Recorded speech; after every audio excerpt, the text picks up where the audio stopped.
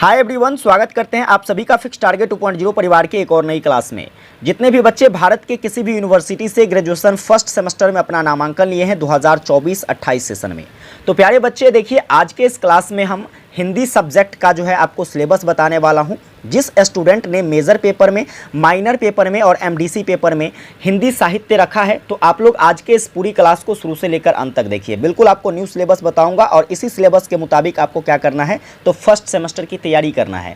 तैयारी कैसे करोगे इसकी जानकारी मैं आपको आज के इस वीडियो में आगे बताने वाला हूं, तो पूरी वीडियो को ध्यान से देखिए। आपको हर एक चीज़ें अच्छे से समझाने वाला हूँ, जैसे कि आपका सिलेबस क्या होगा, जैसे कि आपकी जो एग्ज़ाम पैटर्न रहने वाली है, एग्ज़ाम पैटर्न क्या क्या होगा, कौन कौन से आपको एग्ज़ाम देने होंगे, कौन कौन से सब्जेक्ट्स जिसके आपको पेपर देने होंगे फर्स्ट सेमेस्टर में, ये सारी जानकारी आज के इस वीडियो में है। ठीक है, तो चलिए हम लोग फटाफट से सेशन को कंटिन्यू करते हैं। एक बार आप लोगों ने सेशन को शेयर नहीं किया है प्यारे बच्चे, तो अपने सभी दोस्तों को ज़्यादा से ज़्यादा शेयर कर दीजिए, ताकि ज़्यादा से ज़्यादा बच्चे क्लास को ज्वाइन कर सके, अपनी तैयारी भी बहुत ही बेहतरीन ढंग से कर सके। ठीक है, सेशन को लाइक नहीं किए हैं, लाइक कर दीजिएगा, चैनल पर नए सब्सक्राइब कर लेना। सारी चीज़ें आपको फ्री में मिलती है, आपको क्लास फ्री में मिलेगा, आपको नोट्स फ्री में मिलेगा। ठीक है, चलो आगे बात करते हैं। देखिए यहाँ पर सिलेबस की, तो सिलेबस को जानने से पहले आप ये जान लो कि आपको किन किन पेपर की एग्जामिनेशंस की तैयारी करनी है। तो देखिए, सब्जेक्ट डिटेल पर जब चर्चा करते हैं प्यारे बच्चे, तो टोटली जो है आपको कितने सब्जेक्ट, यहाँ पर देखिए ध्यान से, टोटल आपको 6 सब्जेक्ट की तैयारी करनी है। कितने सब्जेक्ट की तैयारी करनी है? 6 सब्जेक्ट की फर्स्ट सेमेस्टर में आपको तैयारी करनी है। जैसे कि बात करते हैं, देखो सबसे पहला जो सब्जेक्ट है आपका, वह कौन सा सब्जेक्ट होगा प्यारे बच्चे? तो सबसे पहला जो आपका सब्जेक्ट होगा वह होगा मेजर पेपर। जैसे कि अभी आप कुछ बच्चे ऐसे होंगे जो हिंदी सब्जेक्ट को मेजर पेपर बनाए होंगे। ठीक है, हिंदी सब्जेक्ट को। इसके बाद आपका एक एमआईसी पेपर होगा। ठीक है, एमआईसी पेपर जिसको माइनर पेपर कहते हैं। कुछ बच्चे हिस्ट्री रखे होंगे, और भी कई सारे सब्जेक्ट्स रखे होंगे। ठीक है, एमडीसी में भी इसी प्रकार से आप कोई एक जो है लैंग्वेज कोई एक ऐसा पेपर रखे होंगे, जैसे मान लीजिए ज्योग्राफी रख लिया, पॉलिटी रख लिया, कुछ भी आप रखे होंगे। आप कमेंट करके जरूर बताइएगा आपका एमआईसी पेपर क्या है, एमडीसी पेपर क्या है। इसके बाद आ जाता है एईसी पेपर, जिसको कहते हैं एबिलिटी इनहेंसमेंट कोर पेपर। ठीक है, एबिलिटी इनहेंसमेंट कोर पेपर में आपने जैसे कि यहाँ पर लैंग्वेज पेपर होती है, हिंदी रखा होगा, इंग्लिश रखा होगा, उर्दू रखे होंगे, संस्कृत रखे होंगे, इस तरीके से आपके पास कई सारे ऑप्शन रहे होंगे, तो आप अपनी सुविधा के अनुसार रखा होगा। ठीक है, एसईसी पेपर की बात करते हैं, स्किल इनहेंसमेंट कोर पेपर। ठीक है, इसमें आपने जैसे कि मान लीजिए क्रिएटिव राइटिंग वगैरह ये सब रखा होगा। वीएससी पेपर में भी, वैल्यू एडेड पेपर में जैसे स्वच्छ भारत वगैरह सब है, बेसिक आईटी टूल सब है, ये सब आप लोगों ने रखा होगा। ठीक है, तो इस प्रकार से प्यारे बच्चे जो है आप सब्जेक्ट का चयन कर लिए होंगे, वो तो एडमिशन के टाइम पे ही हो जाता है। अब देखिए, आइए बात करते हैं आगे, हम लोग चर्चा करेंगे आपके एग्जाम के पैटर्न की। इस चीज को समझना आपके लिए बहुत इंपॉर्टेंट है। आप कहोगे सर ऐसा क्यों? तो देखिए, इस चीज को आपके लिए समझना इंपॉर्टेंट इसलिए है प्यारे बच्चे, क्योंकि ये यहां पर एग्जामिनेशंस में क्या होती है, बच्चों को काफी ज्यादा प्रॉब्लम होती है। जैसे कि मैंने 2023-27 सत्र में देखा था, क्या देखा था, तो जब फर्स्ट सेमेस्टर का रिजल्ट आया था ना, तो बहुत सारे बच्चों का रिजल्ट पेंडिंग आया था, या बहुत सारे बच्चे को बैकलॉग लगा था। क्या लगा था प्यारे बच्चे? बैकलॉग लग गया था। अब देखिए, ये रीजन क्या था, तो यहां पर देखो, जो आपकी एग्जामिनेशंस होती है, जैसे पहले होता था साल में एक के बार एग्जाम होता था। ठीक है, लेकिन अब जो एग्जाम होता है, आपको सेमेस्टर वाइज एग्जाम देना है। सेमेस्टर बोले तो हर 6 मंथ पर, है ना, और उस हर 6 मंथ में प्यारे बच्चे आपके 2 एग्जाम होंगे। एक तो आपका इंटरनल एग्जाम होगा और दूसरा जो है आपका एक्सटर्नल एग्जाम होगा। आपको कोई भी एग्जाम नहीं छोड़ना है। देखिए, इंटरनल एग्जाम आपके जितने भी पेपर मैंने यहां पर बताए हैं, जैसे देखिए ये 6 पेपर है, तो टोटल 600 मार्क के आपके एग्जाम होंगे। कितने पेपर भाई साहब? 6 पेपर, तो 600 मार्क। लेकिन ये 600 मार्क जो है ये क्लासिफाइड होता है। इंटरनल में प्यारे बच्चे आपके प्रत्येक पेपर के लिए इंटरनल पेपर का एग्जाम होगा, और ये 30 मार्क का होगा, है ना। और आपकी जो एक्सटर्नल एग्जाम, जो कि सेमेस्टर का फाइनल एग्जाम होगा, वह 70 मार्क का होगा। अब ये देखो, यहां पर ये दोनों मार्क को क्या किए जाते हैं, ऐड किए जाते हैं, और तब आपका रिजल्ट 100 मार्क पर बनता है। तो याद रखिएगा, आपको ना तो इंटरनल एग्जाम छोड़ना है, ना ही एक्सटर्नल एग्जाम छोड़ना है। अगर इंटरनल एग्जाम छोड़ते हो तो आपको आगे फ्यूचर में समस्याएं होगी। जब एक्सटर्नल एग्जाम का फाइनल रिजल्ट आएगा तो आपको भी बैकलॉग लगेगा, फिर पीछे वाले सेशन के साथ आपको क्लियर करना होगा। तो इस चीज को ध्यान रखिए। आइए अब बात करते हैं हम लोग सिलेबस की। तो देखिए, आपको जो फर्स्ट सेमेस्टर में प्यारे बच्चे पढ़ना है हिंदी साहित्य में, वह क्या पढ़ना है, तो आपका जो एक बुक है, उस बुक में दिया गया है क्या, तो आदि काल से लेकर आपको रीति काल तक के बारे में पढ़ना है। ये आदिकाल क्या होता है, रीतिकाल क्या होता है, अभी तक तो चीज़ें आपको अच्छे से समझ में नहीं आया होगा। यह सब देखो, आदिकाल जो है यह हिंदी का क्या है तो काल निर्धारण है। ठीक है, हिंदी का क्या है, काल निर्धारण है। कुछ ऐसे समय जैसे आप पढ़ते हो ना कि देखो ये अभी प्राचीन समय थी, ये मध्यकालीन समय था, ये वर्तमान समय आधुनिक समय है, उसी प्रकार से हिंदी में आदिकाल है और आपका रीतिकाल है। ठीक है, तो आदिकाल से लेकर आपको रीतिकाल तक का इतिहास पढ़ना है हिंदी साहित्य का, जिसमें आदिकाल की बात करते हैं तो यह देखो 10वीं सदी से लेकर के 14वीं सदी तक, और आपका रीतिकाल जो हो जाता है वह 17वीं सदी से लेकर के 19वीं सदी तक के काल जो है हिंदी साहित्य का, जिसको रीतिकाल कहते हैं। समझ में आ रहा है? चलिए, अगर चीज़ें समझ में आ रही है तो आप लोग जो है शेयर करते जाइए अपने सभी दोस्तों को। चलिए अब बात करते हैं कि इसमें आपको कौन कौन सी चीज़ें पढ़नी है। तो पढ़ने की बात होती है तो देखो आपको यहाँ पर टोटल कितने यूनिट्स पढ़ने हैं प्यारे बच्चे, टोटल जो है आपके 6 यूनिट्स हैं। कितने यूनिट हैं? 6 यूनिट, और सभी यूनिट में कुछ टॉपिक है, उन टॉपिक पर डिस्कस करते हैं। अगर बात करते हैं हम लोग यहाँ पर सब्जेक्ट की, तो यहाँ पर देखो फर्स्ट यूनिट में आपको आदिकाल के बारे में पढ़ना है। हिंदी साहित्य के किस काल के बारे में पढ़ेंगे?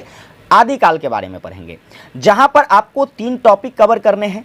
3 टॉपिक कौन कौन सा है? बहुत जटिल जटिल टॉपिक है प्यारे बच्चे। ठीक है, देखो सबसे पहले टॉपिक में हम लोग हिंदी साहित्य के इतिहास के बारे में पढ़ेंगे कि हिंदी साहित्य का इतिहास क्या रहा है, किस प्रकार से हिंदी साहित्य की शुरुआत हुई है ना, पूरे एकदम बेसिक तरीके से, पूरे एकदम क्या कहते हैं स्टैंडर्ड लेवल से पढ़ने का कोशिश करेंगे।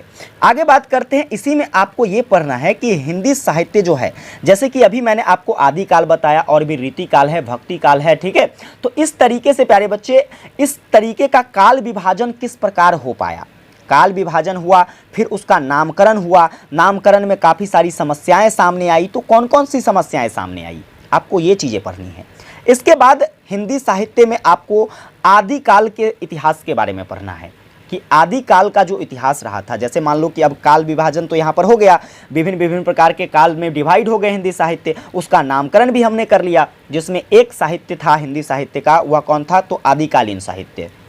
अब इस आदिकालीन साहित्य का नामकरण किस प्रकार किया गया, कौन कौन से ऐसे हिंदी के जो है विद्वान थे, हिंदी के साहित्यकार थे, जिनके द्वारा किस प्रकार से इस काल का नाम दिया गया है, उसके बारे में पढ़ेंगे। इसके काल निर्धारण पर चर्चा करेंगे कि कौन से समय से लेकर, जैसे कि यहाँ पर मैंने अभी आपको बताया था, क्या बताया था प्यारे बच्चे? देखिए यहाँ पर अभी मैंने आपको बताया था कि आपका जो हिंदी साहित्य है, जिसमें आदिकाल का जो समय रहा था 10वीं सदी से लेकर के 14वीं सदी तक रहा था, तो ये कैसे, ठीक है, इस काल निर्धारण को हम काफ़ी डिटेल में पढ़ेंगे।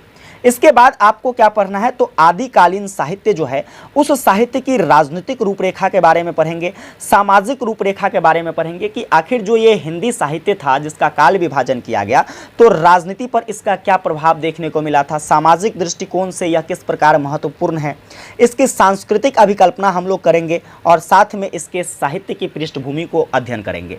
यह फर्स्ट यूनिट है आपका प्यारे बच्चे। इतने सारी चीज़ों को कवर करना है, जो कि आपको टोटल 15 क्लास में मैं आपको कवर करवाऊंगा। कितने क्लास में? 15 क्लास आएगी आपके यूनिट नंबर फर्स्ट के लिए। सारी क्लास आपको हमारे इसी चैनल पर मिलेगा। ठीक है, आगे बात करते हैं। आगे देखिएगा तो आपका यूनिट नंबर 2, ठीक है, यूनिट नंबर 2 में आपको आदिकाल से संबंधित कुछ काव्य धाराओं को पढ़नी है। किसको पढ़ना है?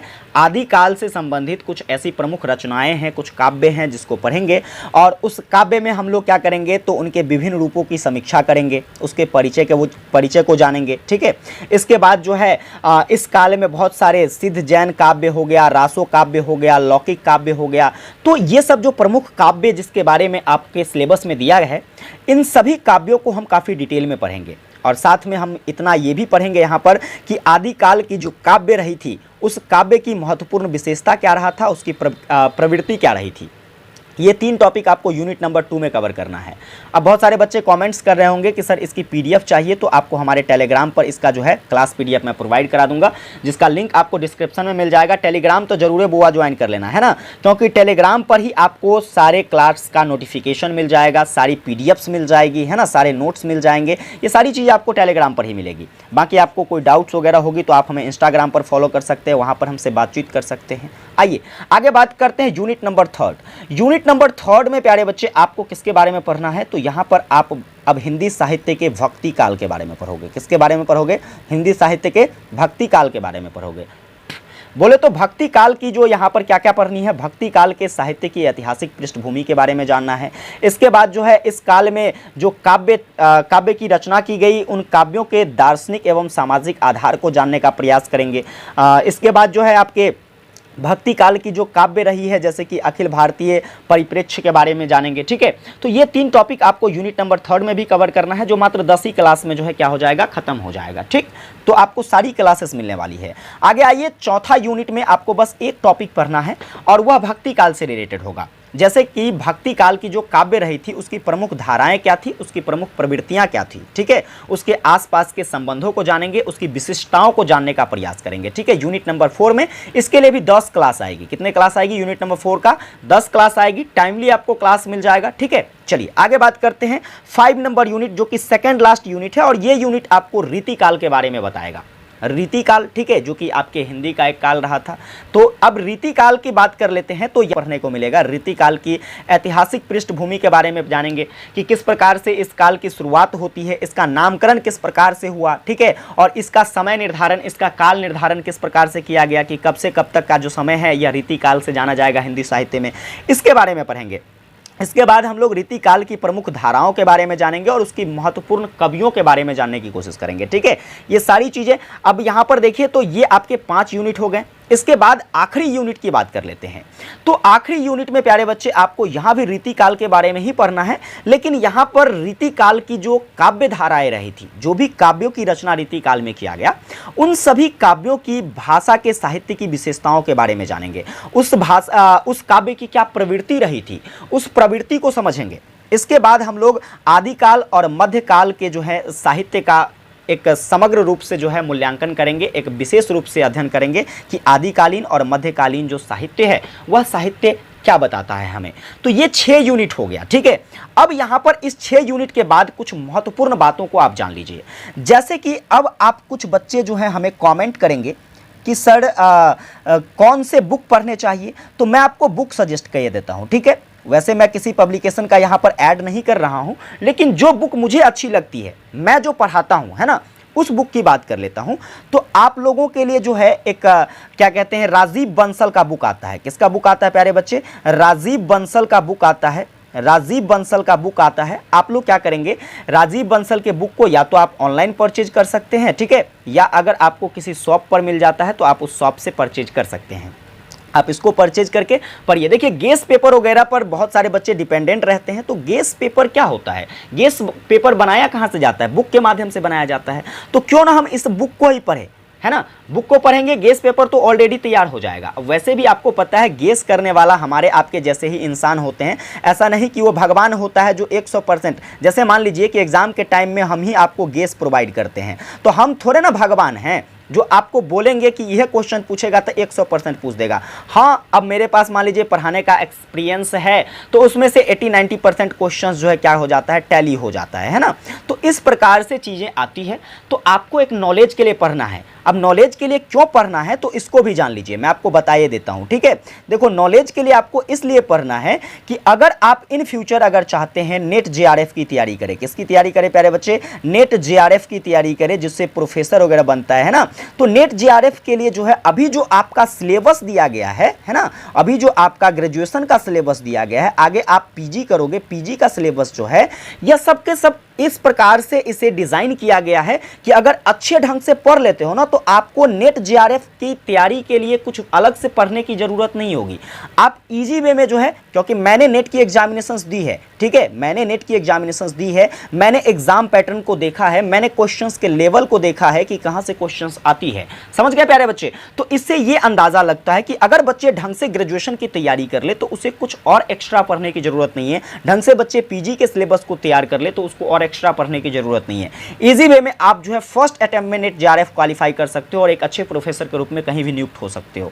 तो इस लिहाज से पढ़िए, समझ गए ना। अब बाकी तैयारी तो आपको इस चैनल पर देखने को मिल ही जाएगी। अगर ये क्लासेस आपको हेल्पफुल लगी है, चैनल पर नए हैं, सब्सक्राइब नहीं किए हो, सब्सक्राइब करके नोटिफिकेशन बेल ऑन कर लीजिएगा। अपने सभी दोस्तों को ज़्यादा से ज़्यादा शेयर कर देना ताकि सारे बच्चे क्लास को ज्वाइन कर सके और सारे बच्चे को फायदा मिल सके। विशेष आप लोगों से अगली क्लास में मिलते हैं। जय हिंद, वंदे मातरम।